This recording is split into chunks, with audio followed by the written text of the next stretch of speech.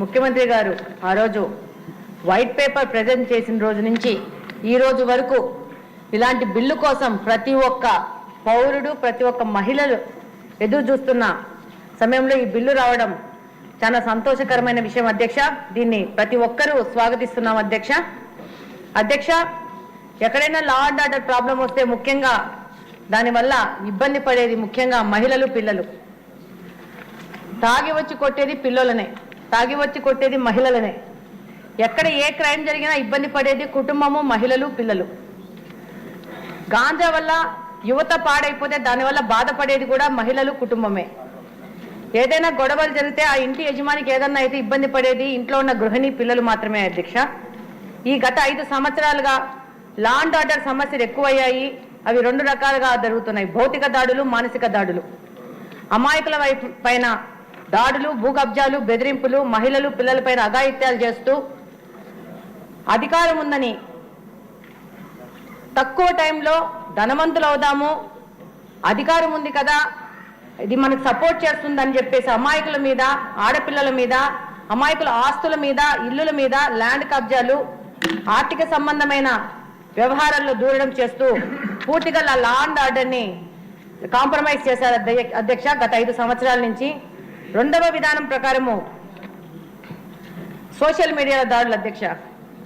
ఈరోజు మీరు ముఖ్యంగా గమనిస్తే ఈ 5 సంవత్సరాల్లో ఎంతో మంది అమాయకుల మీద ఏ ఎవిడెన్స్ లేకుండా దాడులు చేయడము, వాళ్ళ మీద రకరకాల కేసులు పెట్టడం జరిగింది అధ్యక్ష.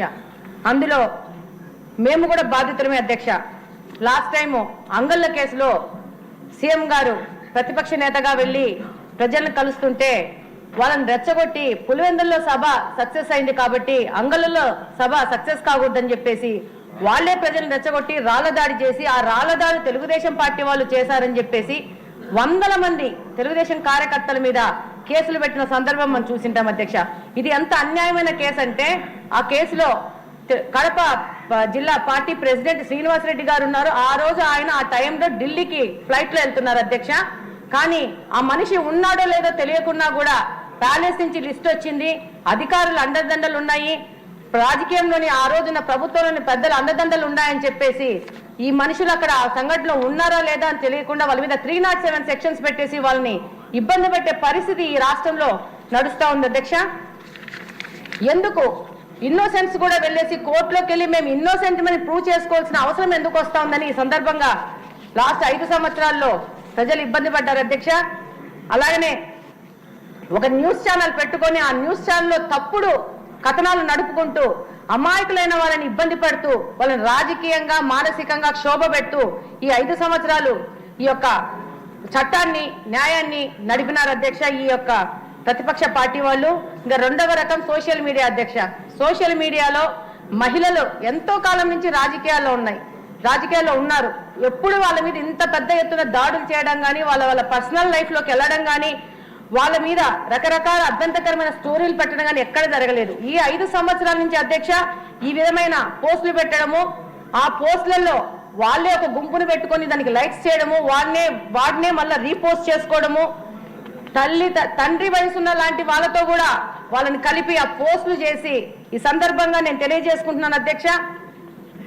మీ యొక్క ఫోటో పెట్టేసి నన్ను పెట్టేసి పోస్ట్ చేసిన సందర్భం కూడా ఈ సందర్భంగా మీ అందరికీ తెలియజేస్తున్నాను అధ్యక్ష. మీరు నా తండ్రి అంత వయసున్నంత వారు, వాళ్ళకి ఏం లేదు. మమ్మల్ని మానసికంగా ఇబ్బంది పెట్టడం, మానసికంగా క్షోభ పెడితే వాళ్ళకి అడ్డం లేకుండా పోతుంది, వీళ్ళు డిప్రెస్ అయిపోతే వాళ్ళకి అడ్డం లేకుండా పోతుంది అనే ఒక్క ఆలోచనతో ఈ విధమైన సాంప్రదాయాన్ని తెరలేపారు అధ్యక్ష. ఈరోజు పోలీస్ స్టేషన్లలో కూడా కబ్జా చేసేసుకొని అప్పటి నాయకులు పోలీస్ స్టేషన్ కబ్జా చేసుకొని ఆ రోజు దాడులు చేసే పరిస్థితి వచ్చింది అధ్యక్ష. ఆ రోజు మా యొక్క కడప నియోజకవర్గంలో ఆ రోజు డిప్యూటీ సీఎం గారు, ఎక్స్ డిప్యూటీ సీఎం గారు ఇప్పుడు ఆయన తమ్ముడు వచ్చేసి పార్టీ అధ్యక్షుడు శ్రీనివాసరెడ్డి ఇంటికి వచ్చేసి, నీ ఇంటికి వచ్చి, నీ ద్వారకా నగర్కి వచ్చి నీ మీద దాడి చేస్తా, మా నాయకుడు కనుసైగ చేస్తే నిన్ను దాడి చేయడం 1 నిమిషంలో పని అని చెప్పేసి పోలీస్ స్టేషన్ లో కూర్చొని ఛాలెంజ్ చేసిన సందర్భాలు అధ్యక్ష. దీని మీద కేసు పెట్టాలంటే ఆ రోజు సిఐలు, ఎస్ఐలు కానీ ఎవరికి కానీ, ఆ రోజున ఎస్పీలకు కానీ ఎవరికి ధైర్యం సరిపోలేదు అధ్యక్ష. చివరికి ఆ పోలీస్ స్టేషన్లో ఉన్న సిఐ గారు ట్రాన్స్ఫర్ చేసుకొని పోయే పరిస్థితి వచ్చింది. కానీ బాధితుల మీద, బాధించిన వాడి మీద కేసులు పెట్టలేని పరిస్థితుల్లో ఈ లా అండ్ ఆర్డర్ని కాంప్రమైజ్ చేశారు అధ్యక్ష. అలాగనే ఈరోజు చూస్తే మీడియా ద్వారా మహిళలపై దాడులు ఆపడానికి కఠినమైన చట్టాన్ని తేవాలని ఎందుకు పదే పదే కోరుకుంటున్నామంటే, ఒక ఇన్సిడెంట్ జరిగింది అధ్యక్ష. ఒక వ్యక్తి ఒక మహిళపై దాడి చేసి ఒక మాట అన్నారు, మే తెరి బేటీకో ఉఠాతాము అని. నేను ఈ సందర్భంగా సభలో అందరిని అడుగుతున్నాను, క్యో బేటీకో ఉఠాతే, బేటేకో క్యో నై ఉఠాతే? అంటే మహిళ ఫిజికల్ గా స్ట్రాంగ్ కాదన్నా ఆమె మీద దాడి చేయగలుగుతామనే అహంకారంతోనా ఈ మాట మాట్లాడుతున్నారని ప్రశ్నిస్తున్నాను. ఆ మహిళకి 2 కొడుకులు కూడా ఉన్నారు. ఏం కొడుకుని ఎత్తుకుపోతానని చెప్పలేదే, నీ కూతుర్ని ఎత్తుకుపోతానని ఎందుకు అంటున్నారు? అంటే ఈ సాంప్రదాయం అనేది మన సొసైటీలోంచి తీసేయాల్సిన అవసరం ఉంది అధ్యక్ష. దానికి ఇలాంటి కఠినమైన చట్టాలు అవసరం అధ్యక్ష. ఈ క్రమంలోనే నా మీద సోషల్ మీడియాలో పోస్ట్ చేస్తే నేను వెళ్ళి సంబంధిత అధికారులను ఆయన మీద కేసు రిజిస్టర్ చేయమని చెప్తే అధ్యక్ష, ఎందుకంటే చెయ్యలేము, చిన్న చిన్న పెట్టి సెక్షన్స్ పెట్టి కేసు రిజిస్టర్ చేసి ఎట్లయినా 3 సంవత్సరాల్లో కంటే తక్కువ శిక్ష పడుతుంది కాబట్టి అంత అవసరం లేదు కేసు పెట్టడము అని చెప్పిన సందర్భాలు ఈ అధికారుల్లో మేము వీటిని విన్నాం అధ్యక్ష. నేను అడుగుతున్నాను అధ్యక్ష, ఆ అధికారి చెప్తాడు ఐ హావ్ సింపతి, మీ బాధ మాకు అర్థమైంది, కానీ అవసరమా 3 సంవత్సరాల కంటే తక్కువ శిక్ష ఉంది కాబట్టి బెయిల్ వస్తుందని చెప్పిన సందర్భాలు అధ్యక్ష. ఈ రోజు 2024వ సంవత్సరంలో ఇప్పుడున్న ఏ మహిళ అయినా ఎవరి సింపతి కోరే పరిస్థితులు లేదు అధ్యక్ష. మా హక్కుల కోసం, మా ప్రొటెక్షన్ కోసం పోరాడే శక్తి పరిస్థితిలో ఉన్నాము. తప్పకుండా ఇలాంటి పరిస్థితిలో ఇలాంటి రాక్షస ఆనందం పడుతున్న వాళ్ళ దగ్గర నుంచి మన మహిళలని, మన యువతని, మన వర్క్ చేసే ఉమెన్ని, రాజకీయంగా బయటకున్న మహిళల్ని కాపాడుకోవాల్సిన అవసరం ఎంతగానో ఉంది అధ్యక్ష. అందులో భాగంగా ముఖ్యమంత్రి గారు ఈరోజు ఈ యొక్క చట్టాన్ని తీసుకొచ్చి ఎంతో మంది మహిళలకు బాసటగా నిలవడం నిజంగా అధ్యక్ష చాలా సంతోషించదగిన విషయం అధ్యక్ష. ఈరోజు ఎట్లాంటి పరిస్థితి ఏర్పడిందంటే అధ్యక్ష, ఈ గత ప్రభుత్వంలో ఎలక్షన్ ముందు ఆడవాళ్ళని తిట్టడానికి వాళ్ళకి సింపతి ఎక్కడొస్తుందని చెప్పేసి మమ్మల్ని తిట్టడానికి మా మీద ఆడోళ్ళనే ప్రయోగించిన పరిస్థితి అధ్యక్ష. నన్ను తిట్టడానికి మా జిల్లాలో ఉన్న పెద్ద రాజకీయ నాయకుడు, ఇందాక మేడం గారి పేరు కూడా తీసుకున్నారు, ఆ వ్యక్తి 20 లక్షలు ఇచ్చి ఒక మాడ మనిషిని నా మీద ప్రయోగించినారు అధ్యక్ష. నా మీద పడి నా మాధవిరెడ్డి కుక్క, మాధవిరెడ్డి పింఛన్ తీసుకున్న వయసులో రాజకీయాలకు వచ్చిందని ఇలా మానసికంగా ఇబ్బంది పెట్టే పరిస్థితుల్లో ఆడవాళ్ళని వినియోగిస్తున్నారు అధ్యక్ష. ఇంకొక మాట అధ్యక్ష, మమ్మల్ని తిట్టడానికి ఎస్సీ ఎస్టీ కమ్యూనిటీకి చెందిన వాళ్ళని తీసుకొని వాళ్ళకి లోపపరుచుకొని వాళ్ళతో తిట్టించడం మొదలు పెడుతున్నారు అధ్యక్ష. దీని మీద కూడా నేను అడుగుతున్నాను అధ్యక్ష, మీ ద్వారా ప్రభుత్వాన్ని, వాళ్ళని మనం ఏదైనా బ్యాలెన్స్ తప్ప ఏదన్నా అంటే మా మీద ఎస్సీ ఎస్టీ అట్రాసిటీ కేసెస్ వస్తాయి అధ్యక్ష. కానీ మమ్మల్ని తిట్టినందుకు మేము ఏమి కేసులు పెట్టలేని పరిస్థితికి వస్తున్నాం. ఒక్కసారి దీని మీద కూడా ఆలోచించి మహిళలపైన మహిళలు దాడి చేసి, అది ఎస్సీ ఎస్టీ మహిళలు దాడి చేస్తే దాని మీద ఏ విధమైన యాక్షన్ తీసుకోలేని పరిస్థితి ఉంది. మేము కూడా వాళ్ళ మీద అంతే కఠినమైన సెక్షన్స్ మీద కేసులు పెట్టే విధంగా కూడా ముందుకు పోవాలని చెప్పి ఈ సందర్భంగా తెలియజేసుకుంటున్నాను అధ్యక్ష. ఫైనల్ గా అధ్యక్ష, చిన్న విషయం అధ్యక్ష, మన మహిళలు, మన పిల్లలు, మన యువతను కాపాడుకోవాల్సిన పరిస్థితి ఉంది అధ్యక్ష. పొద్దునే మాట్లాడాం అధ్యక్ష, బ్లేడ్ బ్యాచ్ గురించి, గాంజా గురించి. ఇది మళ్ళీ 2వ అధ్యక్ష. ముఖ్యమంత్రి గారు ఉన్నారు కాబట్టి ఆయన వింటారు కాబట్టి మళ్ళా చెప్తున్నాను అధ్యక్ష.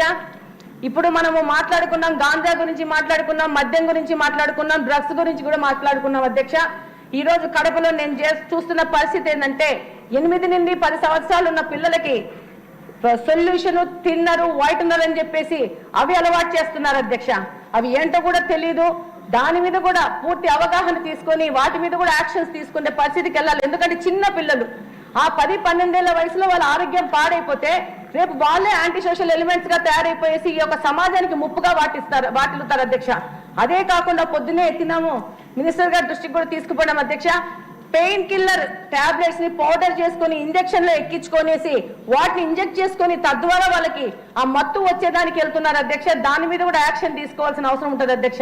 కనుక్కున్న ప్రకారం అయితే ఈ యొక్క మెడిసిన్స్ ను అధికారికంగా కాకుండా వాళ్ళు బిల్లులు లేకుండా అమ్మడం ఒకటి, వాటిని కొనే బిల్లులు అమ్మే బిల్లులు ఏమీ లేకుండా కొరియర్ ద్వారా తెప్పించుకొని బయట నుంచి వాటిని ఈ పిల్లలకి సప్లై చేస్తున్నారు అధ్యక్ష. అది ఒక సమస్య అయితే, రెండో సమస్య ఒకటే ఇంజెక్షన్ 10-15 మంది పిల్లలు వాడుతున్నారు అధ్యక్ష. దానివల్ల ట్రాన్స్మిట్ అవుతాయి సెక్సువల్ డిసీజెస్. దాంతోపాటు తల్లులు వచ్చి మా పిల్లలని జైల్లో వేసేయండమ్మా, మేము కంట్రోల్ చేయలేకపోతున్నాము అనే విధంగా ఈరోజు సమాజం ఉందంటే ఇది చాలా అలార్మింగ్ సిచ్యువేషన్ అధ్యక్ష. దీని ప్రకారం ఈ రోజు ఈ బిల్లు రావడం చాలా సంతోషించదగిన విషయము. దాంతోపాటు ఇలాంటి మైన్యూట్ విషయాలు కూడా గుర్తులో పెట్టుకొని వాటి మీద ఏం యాక్షన్ తీసుకుంటారనేది కూడా మీరు ఆలోచించాలని ఈ సందర్భంగా ముఖ్యమంత్రి గారికి అలాగే మినిస్టర్ గారికి విన్నవించుకుంటున్నాను అధ్యక్ష. థ్యాంక్ యూ అధ్యక్ష.